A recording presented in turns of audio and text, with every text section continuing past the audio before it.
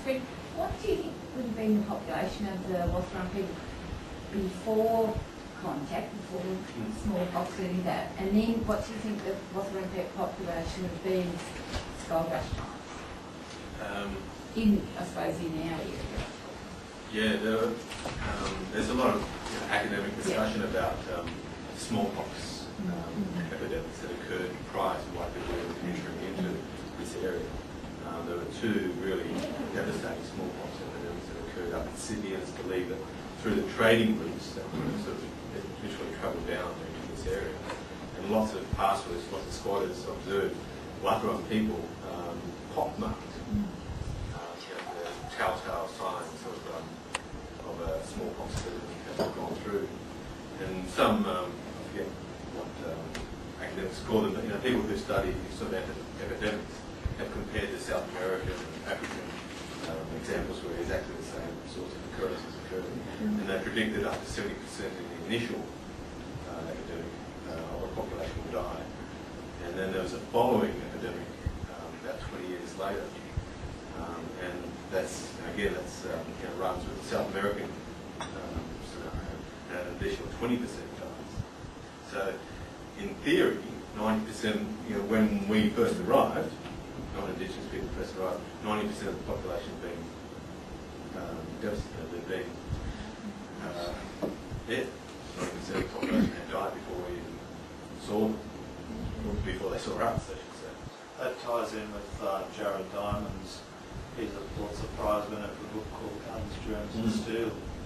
He estimates 80% of American Red Indians died of smallpox. And then they weren't counted. They went to a census in Victoria in 1851 and not counted. So there's this invisible force, isn't it?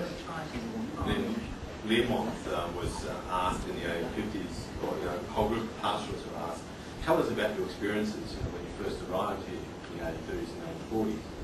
And after that population, and he took up Buninyong and the Learmonth area, obviously, and he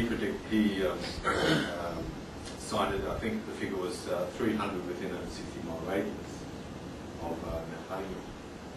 So if we sort of do our mathematics and that sort of 90% that he didn't see, potentially, we're talking about a relatively very large, sort of at least 4,000 to 5,000 people just in this area. If we consider that the Murniong was so prolific, and the pictures of the women literally hunched over for the weight of the Murniong from a couple of hours of labour gives us some indication that it's, according to the people I've read anyway, it's highly likely that this region could sustain a very large population. Do you think that's why the word Ballarat, which is supposed to be Western Railways, has any of your research told you why they call it Ballarat? No. Would it suggest, could you suggest that because it was so prolific and that they had everything they needed in this area? Yeah, there are many place names all across Australia that have resting place as the meaning. That, there were lots of resting places. We know that Ballarat was a very rich area agriculturally. I think it was just yet another. I suspect it was just another resting place.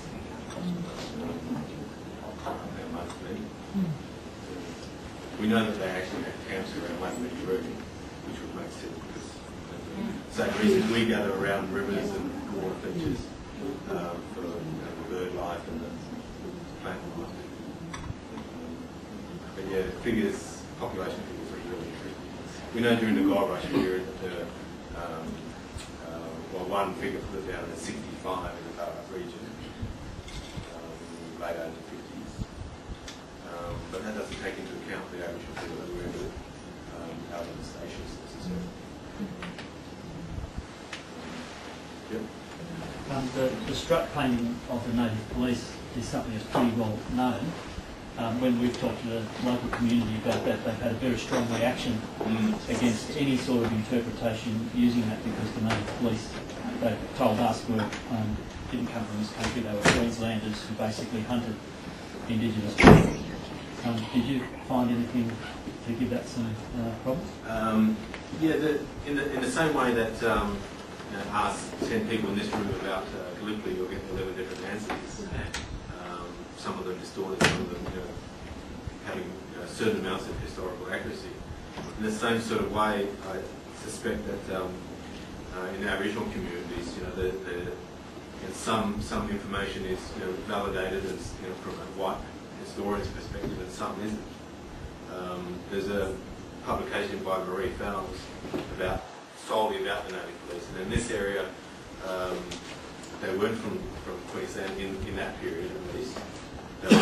This was the first experiment with native police, in fact, in Australia. And they actually asked the elders in the Melbourne area, who do you want to be the police? They actually asked the elders to recruit the native police for them. It wasn't a case of, we'll go and get some police from other states, as did occur in Queensland, Western Australia. In fact, there are records during the 1850s of Queensland police force recruiting from Victoria, not the other way around. But post about 1854, the native police actually disbanded.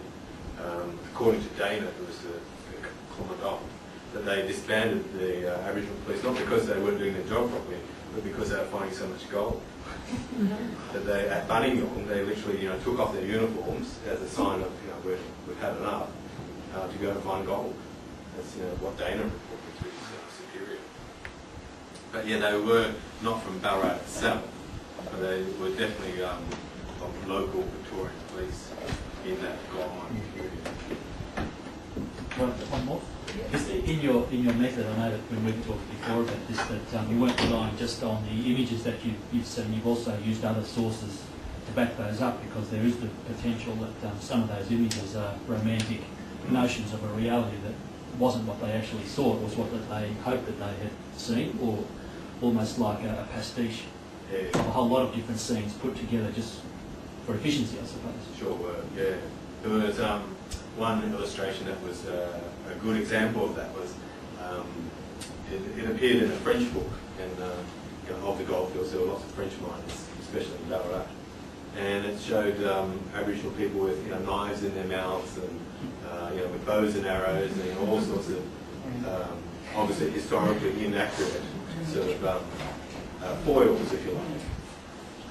So I had to try and rely on images, and I have relied on images where I have corroborating evidence, as you said, from text sources. The artists themselves, writing in their diaries and journals, not for a newspaper, but in their diaries and journals, writing of George Rouse saying, the natives are camped right next to me and they bring me small quantities of gold which they sell to me, in a frequent sort of letter rotation over several years. And then I see his illustrations in the national and state libraries clearly depicting the culture and people that he's written about in his letters. To me, pretty clear evidence that he was actually painting what he described. And this is one of our problems, isn't it, as teachers, with the valuing paintings. I'm reminded of that lovely Primrose from England, yes, with the people gathered around, and there's this strange exotic character with very black skin and all sorts of, I don't know what he was, coming out of someone's vivid imagination. Yeah. And the Bongarades, we often hear the students discuss about whether Bongarade actually saw natives in the bush around Ballarat, or whether that makes your painting more saleable back home. In his diary, it's he exotic. mentions it. In his diary, he mentions the meetings with Aboriginal. And that's where you have to meld them. Meet them, yeah. Yes, and sort of build it up. But it's all the joy of history that we all love, isn't it? Now, I think we might stop, because we could probably stay here. Fred will probably be here for a little while if anyone wants to collar him. And we might see some of you on the 26th. So our next evening is the women's talk on women on the goldfields over in the Gold Museum. Thank you.